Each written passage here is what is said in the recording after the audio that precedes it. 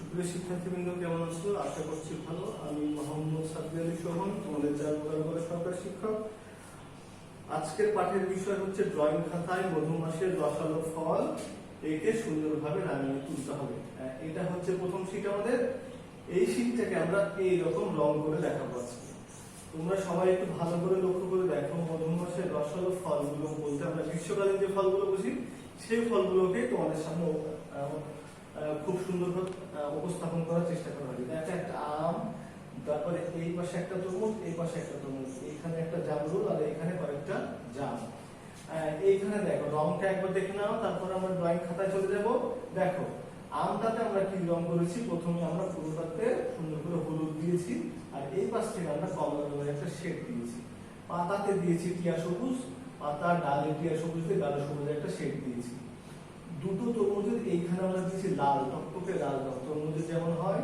আর এইখানে দেখো, নিচের এই অংশটাতে দিয়েছি আমরা প্রথমে টিয়া সবুজ দিয়েছি, তারপরে গাঢ় সবুজের শেড দিয়েছি। এইখানে একটা জামরুল আছে, দেখতে পাচ্ছ। এইখানে জামরুলটা দেখো, আমরা প্রথমে পুরোটাই টিয়া সবুজ দিয়ে দিয়েছি, যেহেতু এটা কিন্তু একদম টিয়া সবুজের কালার, খুবই হালকা সবুজের মতো হয়।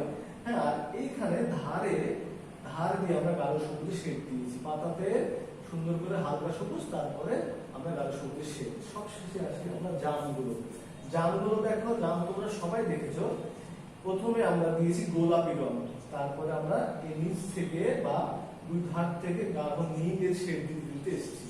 দিয়ে দেখো, এর গোল মনে হচ্ছে না? এটা কিন্তু শেডটাকে যে যত সুন্দর করবে তত সুন্দর কিন্তু এটা ডাইমেনশনাল হবে। দেখো, এখানে তোমরা সুন্দরভাবে শেডটা দিয়ে দিবে। যদি আমি দেখিয়ে দেবো এক্ষুনি। প্রথমে দিয়েছি গোলাপি রং, তারপরে গাঢ় নীলের শেড, সব শেষে লাইনটা হলুদ দিয়ে কপি করা। তাহলে তোমরা রংটা বুঝতে পেরেছো। তাহলে এখন আমরা চলো ড্রয়িং খাতায় চলে যাই, কি করে মধুমাছি রসালো ফল আঁকতে হবে দেখি। তাহলে দেখো শিক্ষার্থীবৃন্দ, প্রথমে ড্রয়িং করার আগে আমরা যেসব জিনিসপত্র রেডি করে রেখেছি সেটা হলো পেন্সিল, কার্টার, তারপর রাবার, এগুলো সব কিছু রেডি করে নিয়ে তারপরে তোমরা বসবে। তাহলে এখন আমরা আঁকবো গ্রীষ্মকালীন মধুমাসের রসালো ফলগুলো। তাহলে প্রথমে আসি আমরা, যেহেতু বড় বিষয়টা আছে আম, সবথেকে বড় বিষয়, সেইটাকে আঁকি। সেইটা তোমরা একটা কাজ করে নিতে পারো। প্রথমে তোমরা এইরকম বৃত্ত করে, যেহেতু এটার কিন্তু একটা কিন্তু শীট যাবে ধাপের, স্টেপিং এর, যে কখন কোথায় প্রথমে শুরু করব কি করে। তোমরা ওটা দেখে খুব ভালো করেই বুঝতে পারবে আশা করছি। আর যদি ভিডিওটা দেখো তাহলে তো বুঝতে পারবেই। তারপরও আমি একবার বলে নিই, স্টেপিং অনেক এইভাবে দেখাইনি, আমি একটু ক্লাসে অন্যভাবে দেখাবো তোমাদেরকে, স্টেপিং এর থেকে যেন সহজভাবে বুঝতে পারো সেরকম। তাহলে আমরা কি করি? তাহলে আমরা মাঝখান থেকে একটু ওর দিকে এসে প্রথমে আমটার জন্য একটা এরকম বৃত্ত করে নিব, হালকা করে। দেখো, আমি বৃত্ত করছি খুবই হালকা করে আম করার জন্য। আর এইখানে একটা ছোট বৃত্ত করে নিলাম, দিয়ে এখন আমরা আমটাকে নিয়ে আসব। দেখো, এটা করার সময় একটু খেয়াল রাখবে যেন আমটা সুন্দরভাবে এখান থেকে করা যায়। আর অবশ্যই খুবই হালকা করে করতে হবে, কারণ হলো যে এটা কিন্তু মুছে দিতে হবে কিছু কিছু জায়গায়। কারণ হলো এইখানে আমরা তরমুজটাকে দিব। ওকে, অতএব তোমরা সবাই এটা অবশ্যই খেয়াল রাখবে। তাহলে বৃত্ত করে আমটা করে নিচ্ছি। দেখো, তারপরে এইখানে এই ভাবটা দিয়ে এইভাবে আমরা বোটাটাকে দিয়ে নিচ্ছি। ওকে, এইভাবে বোটা দিয়ে নিলাম। তারপরে এখন আমরা তরমুজটা করে নিব, তারপরে আমরা পাতাটা করব। ওকে, তাহলে আমরা তরমুজটা করার জন্য আমরা ভেতরের বৃত্তগুলোকে মুছে দিব। এখন যেহেতু আমাদের আমের শেপটা তৈরি হয়ে গেছে, সেহেতু এই বৃত্তগুলোর আর দরকার নেই। এটা কিন্তু খুবই সহজ পদ্ধতি বৃত্ত করে আম অঙ্কন করা। তোমরা সহজেই পারবে আশা করছি সবাই। দিয়ে দেখো, তারপরে এখন আমরা কি করব? এখন এইখান থেকে আমরা তরমুজের শুরুটা করব। তারপরে এখান থেকে প্রথমে সোজা একটা দাগ দিব, আর এখান থেকে একটা সোজা দাগ দিব, তারপরে এখান থেকে প্রথমে একটা সোজা দাগ দিলাম। ওকে, আচ্ছা, এই দাগটা আমরা আর একটু চওড়া করে দিই, তাহলে বেশি সুন্দর লাগবে। এইভাবে। ওকে, প্রথমে আমরা এরকম করব, তারপরে আমরা এইরকম গোল করে দিব। এখান থেকে এটা কিন্তু আমাদের ফাইনাল দাগে দিলাম। ওকে,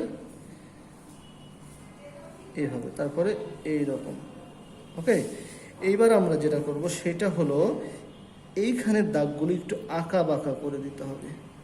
প্রথমে তোমরা সোজা করে দিবে, তারপরে আঁকা বাঁকা করে দিবে, তাহলে এইটা আঁকতে তোমাদের জন্য সুবিধা হবে। এটা তোমাদের বোঝানোর জন্য আমি প্রথমে সোজা করে দিলাম। এটা তোমরা আশা করছি সবাই সুন্দরভাবে বুঝতে পারবে। এইবার এই অংশটা মুছে দিব, তাহলে মনে হবে তরমুজের পেছনে আম আছে। ওকে, তারপরে আমরা কি করব, তারপরে এইবার আমরা করব জাম রুলটা করে নিব। তবে একটা জিনিস খেয়াল রাখবে, আমি যখন যেভাবে আঁকছি, যেটা আঁকছি সেটাই তোমরা আঁকলে তোমাদের জন্য সুবিধা হবে এইটা আঁকতে। ওকে, আর যদি উল্টাপাল্টা করো তাহলে করতে পারবে, প্র্যাকটিস হয়ে গেলে তো পারবেই, কিন্তু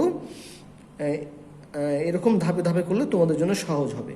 এবার করবো আমরা জাম রুলটা। জাম রুল করার জন্য এখানে একটা ছোট বৃত্ত করব, আর তার নিচে এখানে একটা বড় বৃত্ত করব, এইরকম। এইবার দেখো এইখান থেকে আমরা এইরকম করে, আর এখান থেকে আমরা এইরকম করে দিলাম। ওকে, দিয়ে এখানে এরকম, এরকম, এইরকম। ওকে, তোমরা চাইলে এটা আর একটু চওড়া করে ফেলতে পারো। এইবার আমরা কি করব, বোটাটাকে দিয়ে দিই, বোটাটা করে ফেলি। বোটাটা দিয়ে পাতার জন্য আমরা এবার শিরাটা বের করে নিলাম। জামরুলের যে পাতাটা করব সেটার জন্য আমরা শিরাটাকে বের করে নিলাম।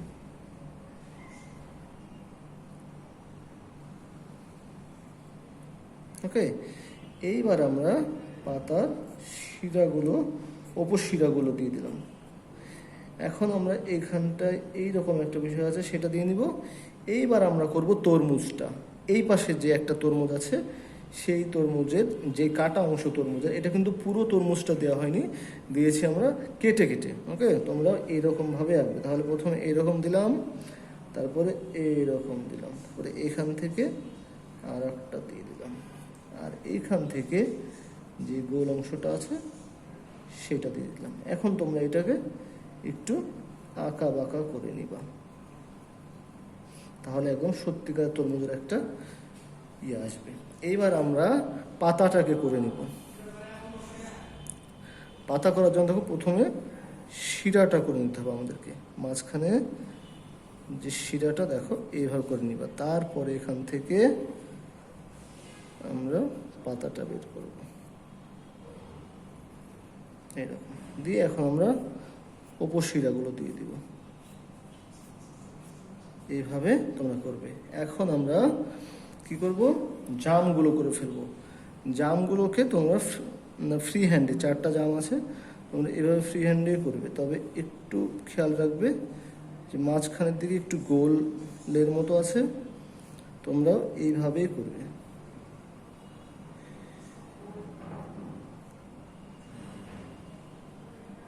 ওকে, একটু লম্বা ধরনের আর একটু গোল ভাবটা আছে, এরকম লম্বা গোল করেই করবে। এবার আমরা এইখানে যে বোটার অংশটা, সেই বোটার অংশটার মতো করে ফেলব। দেখো, এইবার আমরা তরমুজের এই অংশটা আছে বীজ, সেইগুলো দিয়ে দেব এইভাবে কয়েকটা।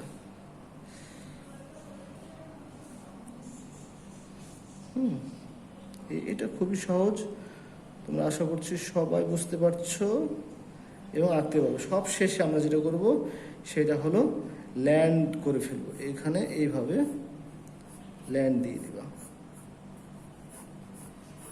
এইভাবে ল্যান্ড করে ফেলতে হবে। তাহলে কিভাবে এটা আঁকতে হয় সেটা তো তোমরা বুঝতে পারলে। আর আমরা অপ্রয়োজনীয় দাগগুলো সুন্দর করে মুছে ফেলবো। এইভাবে তোমরা খুব সহজেই বাসায় আঁকতে পারবে বলে আমি আশা করছি। এবার তাহলে চলো আমরা কি কি রং দিতে হবে সেটা আমরা একটু দেখে নিই। হ্যাঁ, তাহলে শিক্ষার্থীবৃন্দ দেখো, এইখানে একটা শিটে আমি কিন্তু প্রত্যেকটা জায়গায় একটু একটু করে রং দিয়ে রেখেছি। এই দেখো পুরো পুরো আমটাতে আমরা হলুদ দিব, পাতাগুলোতে আমরা টিয়া সবুজ দিব, তরমুজের এখানে লাল দিব, তারপরে এইখানে জামরুলের এইখানকার অংশটাতেও আমরা সুন্দরভাবে হালকা সবুজ দিব, আর এইখানকার জামগুলোতে প্রথমে আমরা গোলাপি দিব, তারপরে গাঢ় নীলে সুন্দর করে শেড দিয়ে ল্যান্ডে হলুদ দিয়ে কফি কালার দিয়ে শেড দিয়ে রং করা শেষ করব। দেখো আমি এইখানে প্রথমে সব রঙগুলো প্রথমে রেডি করে নিয়েছি, তারপরে রং করা শুরু করব। অতএব তোমরাও যখন রং করা শুরু করবে কোথায় কী রং দিতে হবে সে রঙগুলো আগে রেডি করে রাখবে। হ্যাঁ দেখো, তাহলে আমরা ওপর থেকে শুরু করি। আমরা পাতায়, দেখো পাতায় টিয়া সবুজটা দিয়ে দিচ্ছি। পাতায় প্রথমে টিয়া সবুজ, পেন্সিল যদি হয়ে যায় আমরা সঙ্গে সঙ্গে সাত করে নেব। হ্যাঁ, তাহলে দেখো শিক্ষার্থীবৃন্দ, আমি কিন্তু পাতাটাতে, পাতা এবং ডালে পুরোটাতে দিয়ে দিয়েছি টিয়া সবুজ রং। দেখো ডালেও দিয়ে দিয়েছি টিয়া সবুজ। এখন এইখানে দিয়ে দিই টিয়া সবুজের কাজটা পুরোটাই শেষ করে ফেলি, তাই না?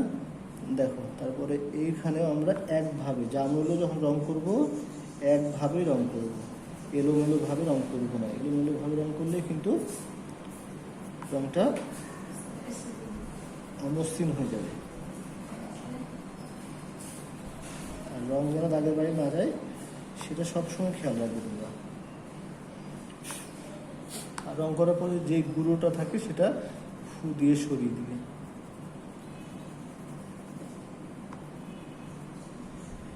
দেখো আমার মোটামুটি পুরোটাই টিয়া সবুজের এই দিকের অংশের কাজ প্রায় শেষ। এখন আমরা কি করব, পাতায়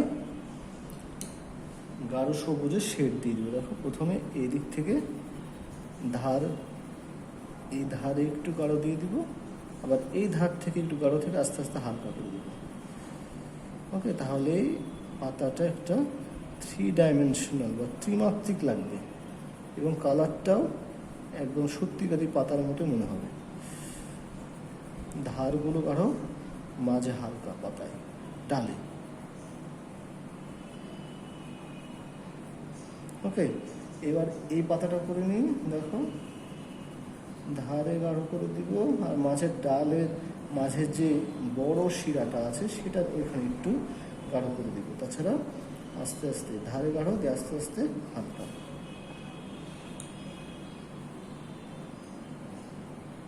ডালটাও তাই করবো।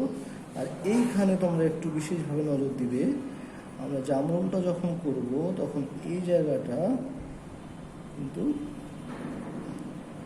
গাঢ় থেকে আস্তে আস্তে হালকা করে দেবো, তাহলে সত্যি সত্যি জামরুল শেড হবে। ওকে, দেখো আমরা প্রথমে ধারটা গাঢ় করতে করতে আস্তে আস্তে হালকা। এই শেডটা কিন্তু খুবই গুরুত্বপূর্ণ এই শীতটার রংটা সুন্দর হওয়ার জন্য। অর্থাৎ তোমরা অবশ্যই এই শেডগুলোর দিকে খেয়াল রাখবে, মনোযোগী হবে এবং সুন্দরভাবে করবে।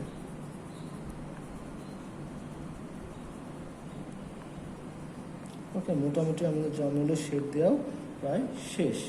এখন আমরা কি করব, আমের এইটা শেষ করব। আমটার জন্য কি করতে হবে, আমি বলেছি প্রথমে পুরোটাতে আমরা হলুদ দিয়ে নিব।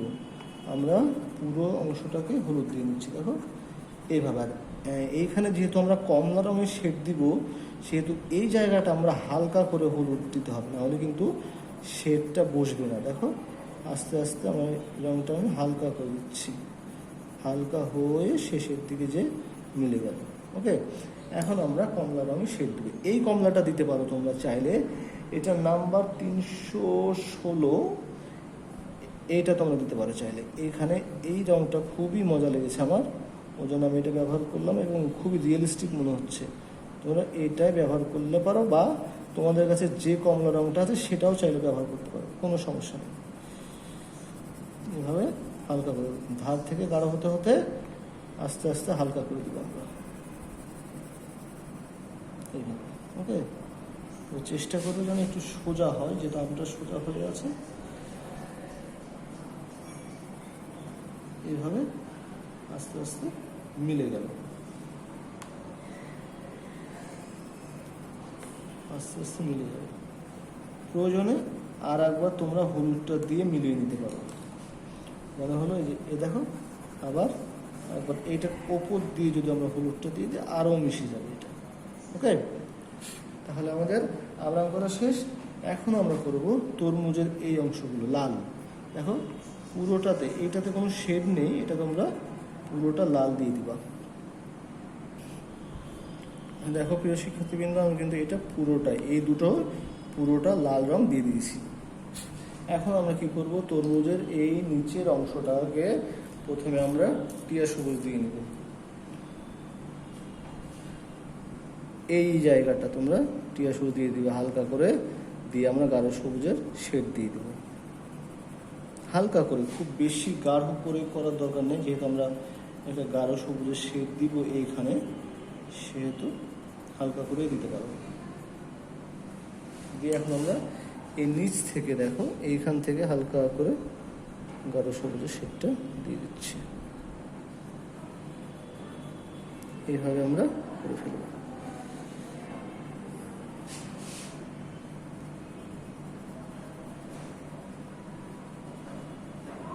সুন্দর করে করে ফেলব। তাহলে এখন আমাদের সবগুলো হয়েছে। এখন আমরা জামটা করব। জামটা করার জন্য কি বলেছি, প্রথমে আমরা গোলাপি রংটা দিয়ে দিব হালকা করে, হালকা করে গোলাপি রংটা দিয়ে দিলাম। খুব বেশি গাঢ় করবো না, যেহেতু আমরা গাঢ় নীলের শেড দিব, সেহেতু আমরা এটা হালকা করে দিব। তাহলে দেখো পুরোটাতে আমি কিন্তু হালকা করে গোলাপি দিয়েছি। এখন আমি জামে গাঢ় নীলের শেড দিব। তোমরা এক কাজ করবে, নিচের দিক থেকেই শেডটা দিবে, তাহলে বেশি সুন্দর লাগবে। উপরের দিকে যেহেতু একটু আলো থাকে, সেহেতু এইটা দেওয়ার নিয়ম হলো, জামগুলোতে শেড দেওয়ার নিয়ম হলো দুই ধারটা গাঢ় করব আর মাঝে আস্তে আস্তে হালকা করব। ওকে, দেখো, আর খুবই হালকা করে দিবে, তাহলে রংটা বসবে ভালো। গোলাপিটা আরো হালকা করে দিবে।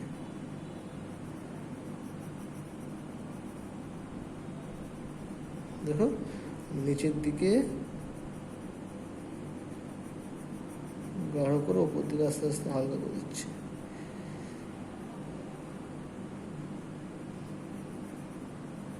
এইভাবে শেডটাকে সুন্দর করবে।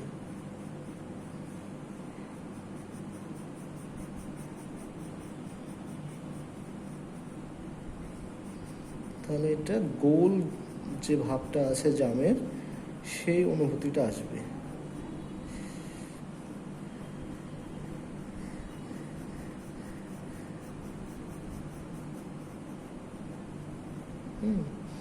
এভাবে খুব সাবধানে শেড দিবে, রংটা যেন বাইরে না যায় আর শেডটা যেন সুন্দর হয়।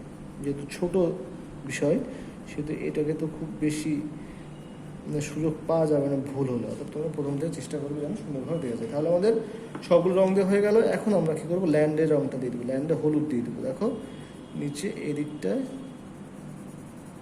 ল্যান্ড আমাদের যতটুকু আছে, আমরা ঠিক ততটুকুই হলুদ রংটা দিয়ে দেবো। এভাবে ল্যান্ড যতটুকু আছে ঠিক ততটুকু হালকা করে আমরা হলুদ রংটা দিয়ে দিচ্ছি।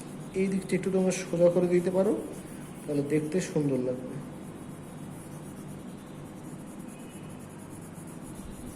এইভাবে তোমরা পুরোটা এইভাবেই রং করবে। ল্যান্ডে সবসময় এইভাবেই রং করতে হবে, এলোমেলোভাবে করা যাবে না, এলোমেলো করলেই অমসৃণ হয়ে যাবে। এখন কফি কালারের শেড দেব। দেখো এই দিকটা একটু গাঢ় হবে, কিন্তু যেহেতু অন্ধকারের মতো লাগবে, কারণ এগুলো তো কোনা, তাই না, এগুলো একটু গাঢ় করে দিবে।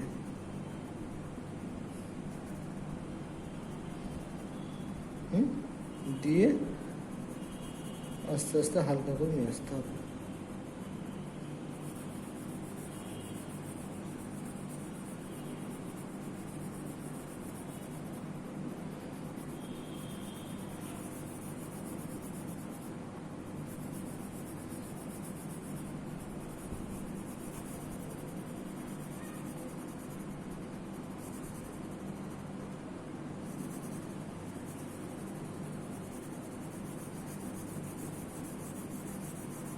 এইভাবে সুন্দর করে মসৃণ করে তোমরা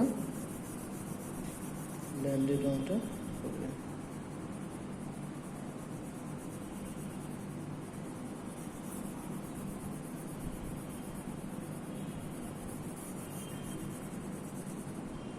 তাহলে পুরো রংটা কিন্তু আমাদের হয়ে গেল। হ্যাঁ, তাহলে দেখো শিক্ষার্থীবৃন্দ, আমরা কিন্তু সব জায়গায় সুন্দরভাবে রং করেছি, শেড দিয়েছি। তোমরা এইভাবে বাসায় প্র্যাকটিস করো। তাহলে চলো আমরা আরেকবার বোর্ডে চলে যাই। তাহলে দেখো শিক্ষার্থীবৃন্দ, আমি তোমাদেরকে আজকে আমাদের মধুমাছির রসালো ফলটা কিভাবে এঁকে রং করতে হবে সেটা দেখালাম। তোমরা আশা করছি সবাই বুঝতে পেরেছো। তোমরা বাসায় এইভাবে সুন্দর করে প্রথম থেকে একদম যেভাবে আমি করলাম তোমরা সেভাবে ভিডিওটা দেখবে, দেখে দেখে প্র্যাকটিস করবে। তারপরে তোমাদের একটা স্টেপিং শিট দেওয়া হয়েছে, সেটা তোমরা ভালোভাবে দেখে বুঝে করলে আশা করছি তোমরা সবাই বাসায় করতে পারবে। তাহলে আজকের মতো এখানে শেষ করছি। সামনের ক্লাসে আবার দেখা হবে। আল্লাহ হাফেজ।